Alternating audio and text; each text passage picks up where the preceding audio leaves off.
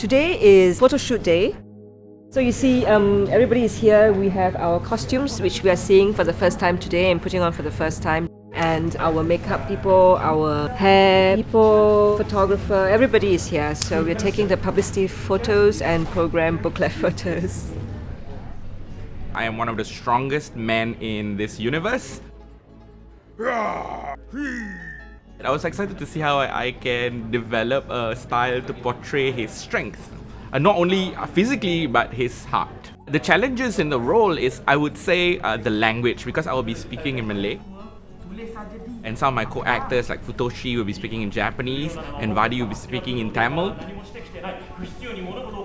So I have to figure out how to converse with them with our own languages and intertwine it to make it realistic. 自分にまずできるのかな、その演じることができるのかなっていうことと、よく考えるとこのユディシティラって人ってすごく懐が深い人なんで、すごく難しくても役者としてはすごくやりがいのある役で、ちょっと大変かもしれないっていうのは。The first thoughts I had when I got the script was, wow, this is a lot of responsibility because Draupadi is revered in India as a goddess. She's a bit of a magical, mythical character, but she represents the strength of femininity. What's really interesting about the script is its epic approach, and of course it's telling a very, very precious and valuable story, which in itself is a cultural treasure. This is the first day in costume, the second day in trial makeup. It's quite interesting to be in the costume and try to figure out whether we can move in it. It looks heavy, right? And yes, it weighs a ton. So I got to do a lot of neck exercises to make sure we can maintain height. I'm joking. To design the headpieces for the warriors, I need to make the headpieces very light. They look like metal, but actually they are not. They are just plastic. My main concern is to put everything together and to make them look nice and heavy.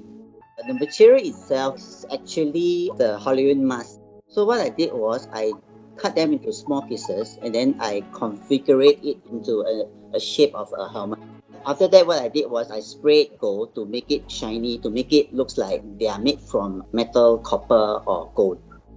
What is important for actors is to also be very comfortable whatever they are wearing in terms of makeup or even costume or headpieces, so that then they can focus in their acting as well.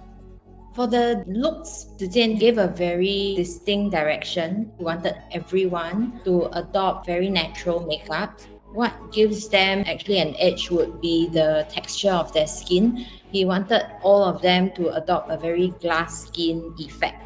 There's a lot of trial and error to find the right texture and to know what exactly works for stage. We are doing a green screen shoot. It's a vintage retrospective vibe that we are trying to recreate.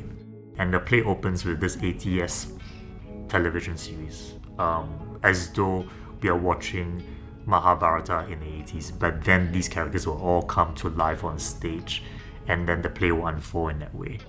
There is a huge element of multimedia. At the beginning of Kingdoms Apart, we get a sense that this group of characters, they are living in a world where there is a bombardment of a fictional television show. We mirrored this concept in the first half of the production, where all screens are always constantly feeding images, fictional television-like images to audiences.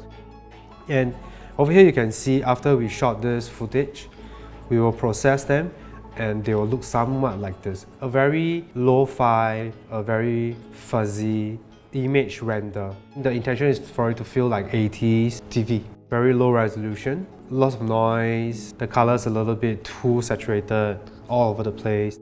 Another example, similarly on the left we have what we shot against the green screen. So we remove the background and we change to whatever color we like.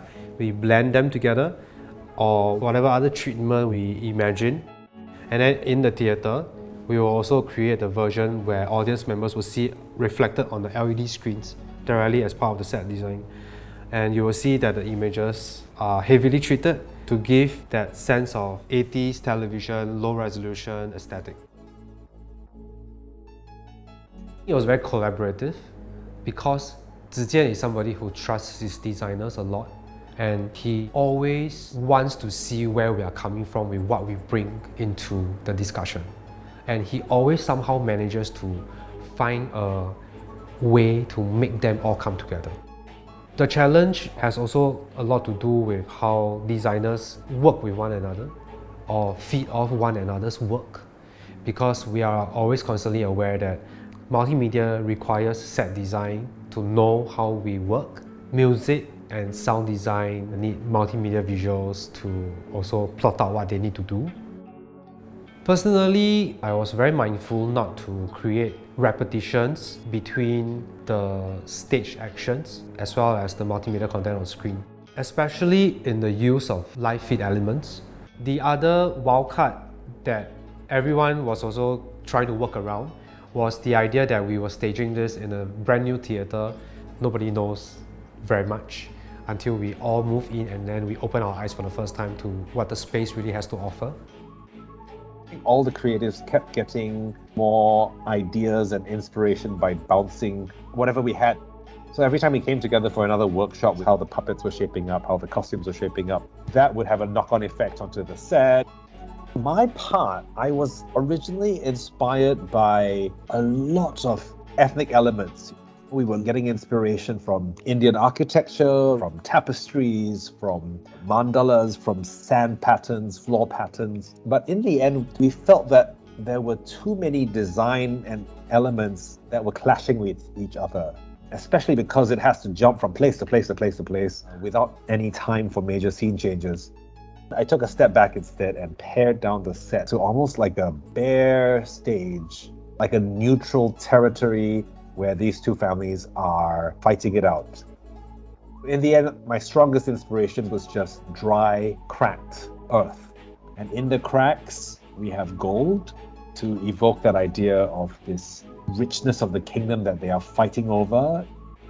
So Tze Chien started off by telling me that he wanted to stage the Mahabharata in the round, which means with the audience on 360 degrees around the stage. This is not a normal set design in the sense that you have a stage and you're creating a set. This was a project where we were really creating an immersive environment. From the minute you step in, you are in the world of this warring kingdom with this golden scaffolding everywhere. Everything is sort of cracking and falling apart, and you're part of it. The bulk of the seating are on two opposite sides, so that even the audience is sort of divided into two opposite camps staring at each other in the same way that the characters are in two opposite camps. So it's a good marriage of both the story and the staging experience. I worked together with Eucien, the set designer, in order to produce drawings for the contractor. So he does the 3D and I work on the drawings for the construction of the set. For me, the biggest nerve is always safety. In this case, in Kingdoms, all actors are barefoot. So that was kind of scary because we have to make sure that no nails or screws left around. Because, we move our things in and it's like a construction site. And then you have 1 or 2 days to clean it up and turn it into a place where actors are going to be running around barefoot on. It's more physical than I expected. We're having to learn, the combat in a very stylized manner. We're trying to incorporate traditional art forms, traditional forms of movement and dance. That's, for me, challenging. It's not my strong suit, so that's something I'm trying to work on. We play the role of twins and the puppeteers. There are different types of puppets in this show, but it's quite magnificent and it's very magical. The show is quite large scale and it's quite epic, so the puppets in the show are going to be just as epic and large.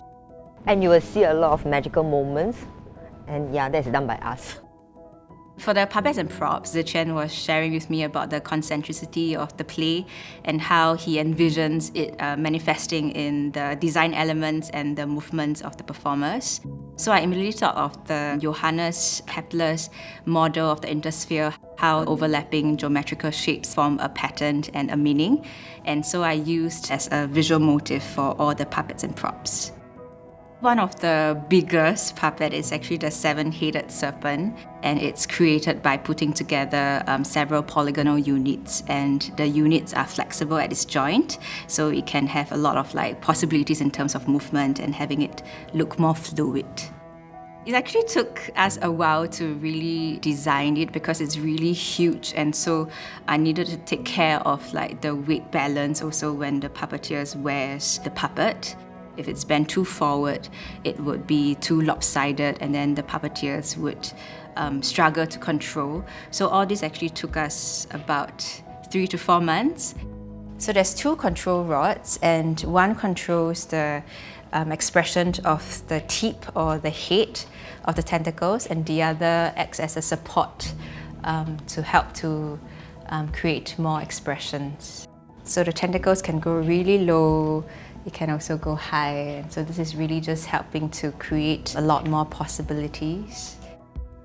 Imagine if the character is standing in front, the tentacles can also interact with the character.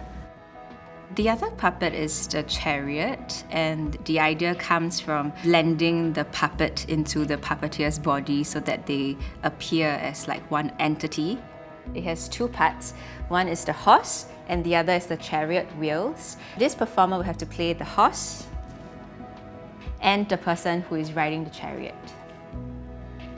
We have straps that are attached to the shoulders, and the chariot wheels are also attached closer to her waist so that it helps to reduce the load. I think the magic of puppetry is that you don't see it as just an object. You really see the character, you really see the serpent, you really see the horse coming alive and being in front of the human. So I think if they could not even see the puppets, I think that is the best.